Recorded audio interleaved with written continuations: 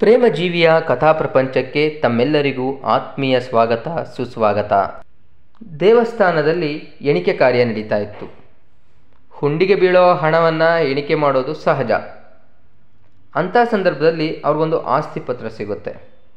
ಸುಮಾರು ಒಂದು 8ರಿಂದ 10 ಕೋಟಿ ಆಸ್ತಿ.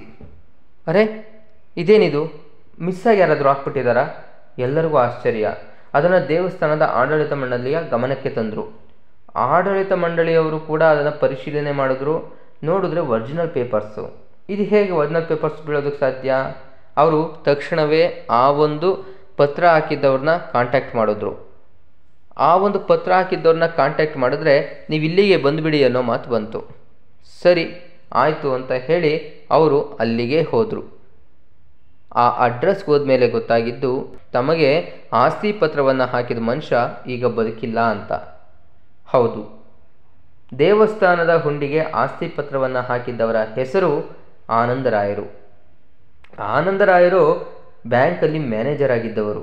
ಇವರು ಹೋಗೋ ಸಮಯಕ್ಕೆ ಅವರು ಎಲ್ಲರನ್ನೂ ಬಿಟ್ಟು ತೊರೆದಿದ್ದರು. ಅಂತಿಮ ಯಾತ್ರೆಗೆ ಎಲ್ಲವೂ ಸಿದ್ಧಗೊಂಡಿತ್ತು.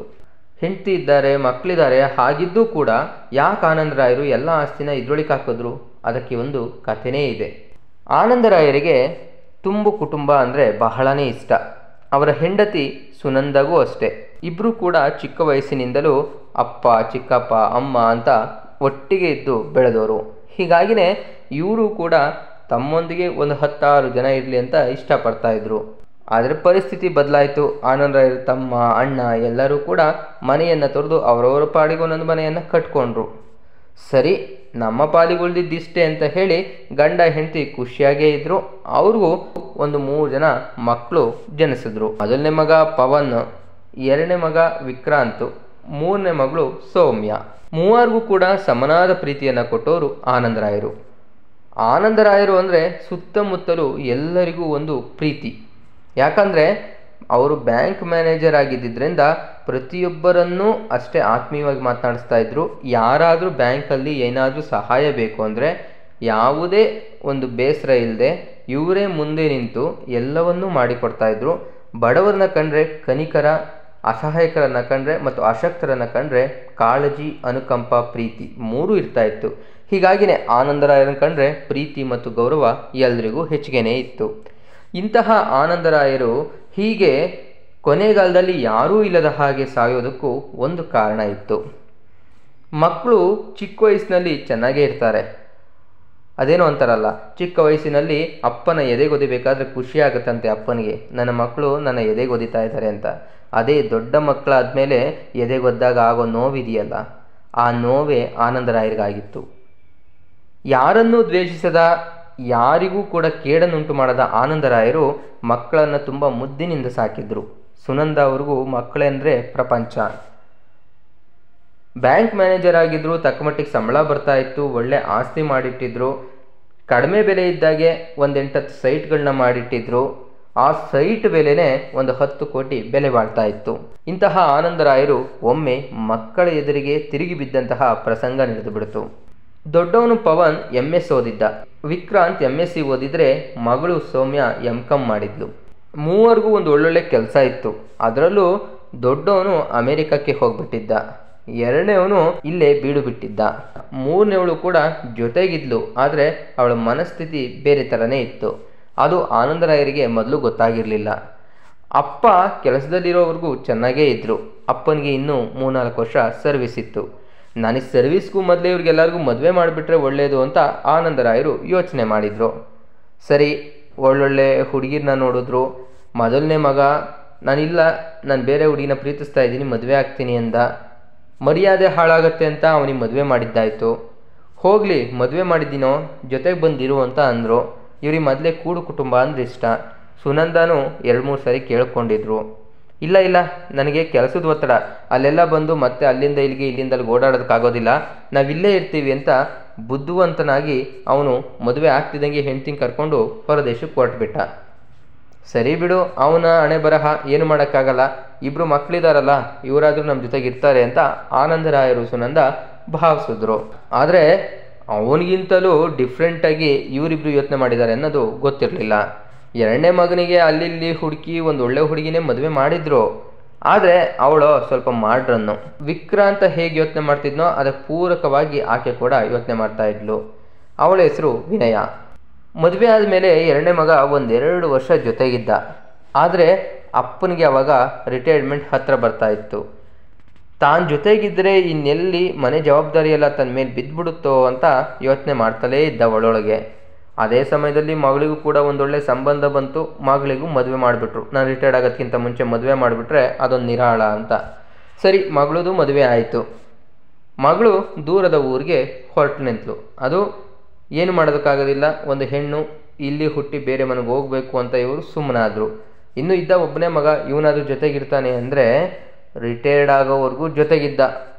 ರಿಟೈರ್ಡ್ ಆಗಿ ಅವ್ರನ್ನ ಯಾವಾಗ ಬೀಳ್ಕೊಡುಗೆ ಕೊಟ್ಟರೋ ಆನಂದರಾಯರು ಮನೆಗೆ ಖುಷಿಯಿಂದ ಬಂದರು. ಅವ್ರು ಖುಷಿಯಿಂದ ಬಂದಾಗ ಇಲ್ಲಿ ಮಗ ಮತ್ತೊಂದು ಪ್ರಸ್ತಾವನೆಯನ್ನು ಇಟ್ಟಿದ್ದ. ಅಪ್ಪ, ನನಗೆ ದೂರದ ಊರಿಗೆ ವರ್ಗ ಆಗಿಬಿಟ್ಟಿದೆ, ನಾನು ಹೋಗಿ ಬರ್ತೀನಿ, ಅಲ್ಲೇ ಇರಬೇಕಾಗತ್ತೆ ಅಂತ ಆನಂದರಾಯರು ಹೇಳಿದ್ರು. ಅಲ್ಲ ಕಣೋ, ಇವತ್ತು ನನ್ನ ರಿಟೈರ್ಮೆಂಟ್ ಆಗಿದೆ ಕಣೋ, ಇನ್ಮೇಲಾದರೂ ಮಕ್ಕಳು ಜೊತೆ ಇರೋಣ, ಮೊಮ್ಮಕ್ಕಳು ಜೊತೆಗಿರೋಣ ಅಂದರೆ ಅವನು ನೋಡಿದ್ರೆ ಹೊರದೇಶ ಅಂತ ಅಲ್ಲೋದ. ಮಗಳನ್ನ ಮದುವೆ ಮಾಡಿ ಹೊರಗಡೆ ಕೊಟ್ಟಿದ್ದೀವಿ, ನೀವಾದರೂ ಜೊತೆಗಿರ್ತೀರಾ ಅಂದರೆ ನೀವು ಏನೋ ಇಲ್ಲಿವರೆಗೂ ಜೊತೆಗಿದ್ರಿ. ನನಗೆ ಇಲ್ಲಿವರೆಗೂ ಅಗತ್ಯ ಇರಲಿಲ್ಲ ಕಣೋ ನಿಮ್ದು ಯಾರ್ದು. ಇನ್ಮೇಲೆ ನೀವು ನನಗೆ ಬೇಕು, ನನಗೂ ಪೆನ್ಷನ್ ಬರುತ್ತೆ ಕಣೋ, ನೀವೇನು ದುಡ್ಡು ಕಾಸಿನ ಬಗ್ಗೆ ತಲೆಕೆಡಿಸ್ಕೋಬೇಡಿ. ಜೊತೆಗೆ ನಾನು ಅಮ್ಮ ಇಬ್ಬರೇ ಇರ್ತೀವಿ ಕಣೋ, ಜೊತೆಗೆ ಯಾರಾದರೂ ಇರೋ ಬೇಡ್ಕೊಳ್ಳುವಂತೆ ಕೇಳಿದ್ರು. ಸುನಂದ ಕಣ್ಣಲ್ಲಿ ಕಣ್ಣೀರಿತ್ತು. ಇವನ ಮನಸ್ಸು ಕರಗಲಿಲ್ಲ. ಇನ್ನೆಲ್ಲಿ ವಯಸ್ಸಾದ ಅಪ್ಪ ಅಮ್ಮನ ನೋಡ್ಕೊಬೇಕಾಗುತ್ತೋ ಅನ್ನೋದು ಸೊಸೆಗಿಂತ ಹೆಚ್ಚಿನದಾಗಿ ಇವನ ಮನಸ್ಸಿಗೆ ಬಂದ್ಬಿಟ್ಟಿತ್ತು. ಏನೋ ಅದು ಇದು ಕಾರಣ ಹೇಳಿ ಹೊರಟೇ ಬಿಟ್ಟ. ಅಲ್ಲಿ ಮೌನವಾಗಿದ್ದು ಮಾತ್ರ ಆನಂದರಾಯರು ಮತ್ತು ಸುನಂದ. ಸರಿ, ಆಗಿದ್ದಾಯಿತು, ಏನು ಮಾಡೋಕ್ಕಾಗಲ್ಲ, ಎಲ್ಲರಿಗೂ ಆಗಿದ್ದೇ ನಮಗೂ ಆಗುತ್ತೆ. ಇವತ್ತಿನ ಮಕ್ಕಳು ಗೊತ್ತಲ್ಲ ಪಾಪ, ಎಷ್ಟೋ ಕಡೆ ನೀನಾದರೂ ನನ್ನ ಜೊತೆಗಿದೆಯಾ, ಒಬ್ಬೊಬ್ಬರೇ ಇರ್ತಾರೆ ಸುನಂದು ಅಂತ ಹೆಂಡತಿಗೆ ಸಮಾಧಾನ ಮಾಡಿ ಆನಂದರಾಯರು ಸಮಾಧಾನ ಆಗಿ ಸುಮ್ಮನಾದರು. ಆದರೆ ತೀರಾ ಇತ್ತೀಚೆಗೆ ಭಾರಿ ಬೆಳವಣಿಗೆಯೊಂದು ನಡೆದಿತ್ತು. ಮೊದಲು 6 ತಿಂಗಳು ವರ್ಷಕ್ಕೊಂದ್ಸರಿ ಬರ್ತಾ ಇದ್ದ ದೊಡ್ಡ ಮಗ ಇವ್ರು ರಿಟೈರ್ಡ್ ಆದಮೇಲೆ ಈ ಕಡೆ ಬರೋದೇ ಬಿಟ್ಟುಬಿಟ್ಟ. ಎರಡನೇ ಮಗ ಆಗಾಗ ಬರ್ತಾ ಇದ್ದ.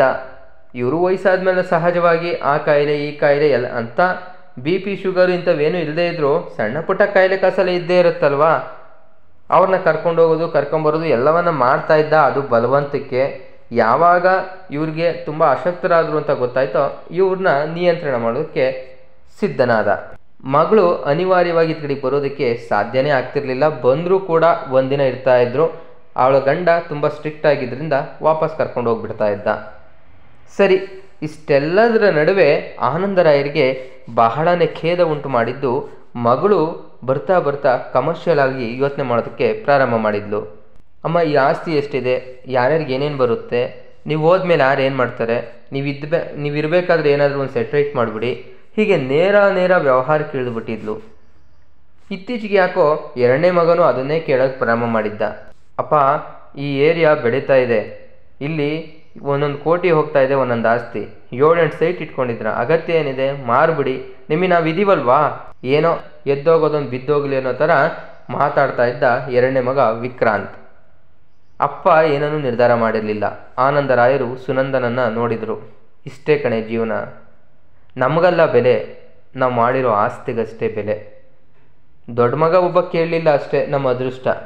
ಹಾಗಂದ್ಕೊಂಡ್ರು ಅಷ್ಟೇ ಅವನಿಂದನೂ ಫೋನ್ ಬಂತು.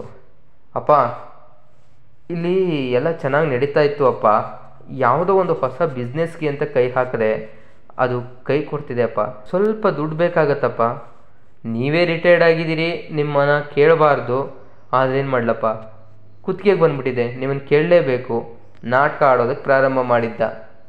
ಎಷ್ಟು ಬೇಕಾಗುತ್ತೋ ಇವರು ಪ್ರೀತಿಯಿಂದನೇ ಕೇಳಿದರು.